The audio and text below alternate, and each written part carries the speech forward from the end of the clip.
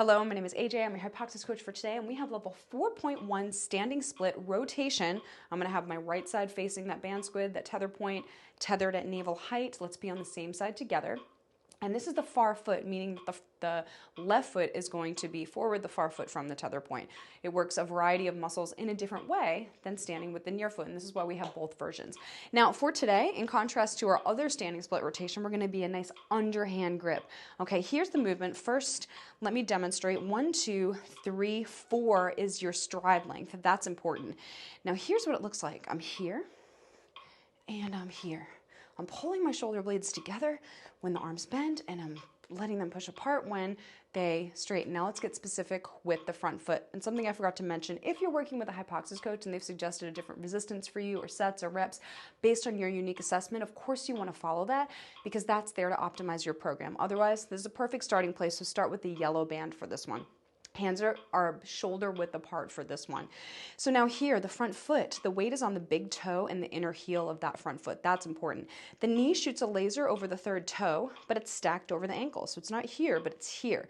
So as you put that pressure on the inside of the foot, something called pronation, you're going to keep that knee shooting a laser over the third toe. When I cue ground resistance, what I mean is pull the left foot back toward the right. So if the ground were slippery, that foot would pull back just like that.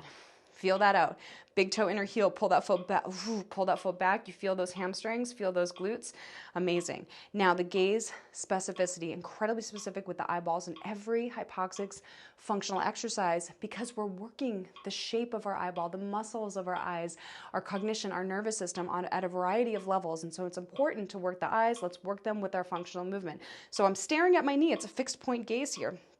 But when I come upright, I'm finding my panoramic vision. I'm working my panoramic vision. So I'm finding panoramic points.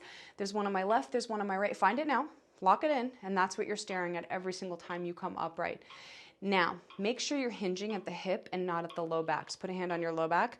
Only hinge forward as much as you can with no movement in the low back. It's coming from that left hip joint, just like that. Now, 80% of the body weight is going to be on the front leg the whole time, or imagining there's 80% body weight. Of course, it will shift a little, but I want you to visualize that because that's going to help to optimize the mechanics and the lunge.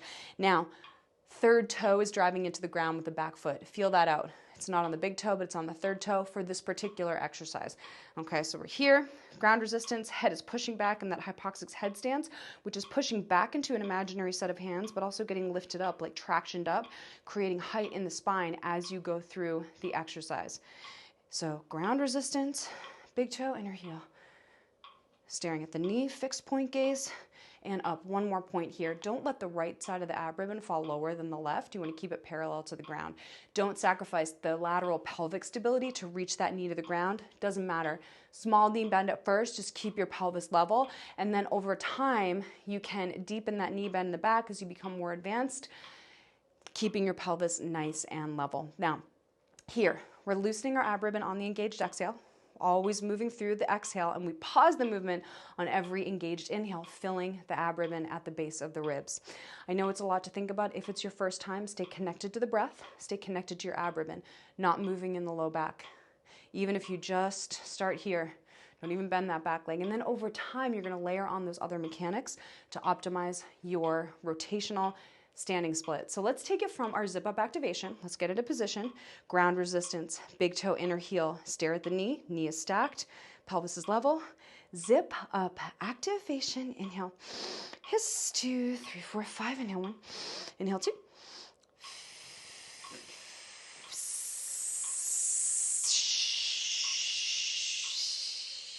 Pause. Inhale. Inhale.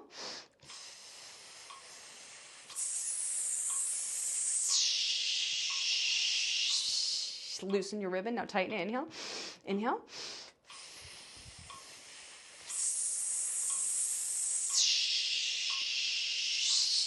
Loosen the ribbon. Now tighten. Inhale. Last one. Ground resistance. Panorama. Knee. And a finish. Amazing, amazing work. Now rest 15 to 30 seconds. Repeat it on the other side. You can either rewind the video 60 seconds so we can perform it together, or you can stop the video here and try it on your own if you're no longer a beginner. Just stay true to the tempo frequency, intensity, and duration of your breathography breath cycles. You may choose to put a metronome on your phone at 60 beats per minute to stay true to that 2-second inhale and the 8-second exhale, loosening your ab ribbon on the exhale and tightening it on the engaged inhale.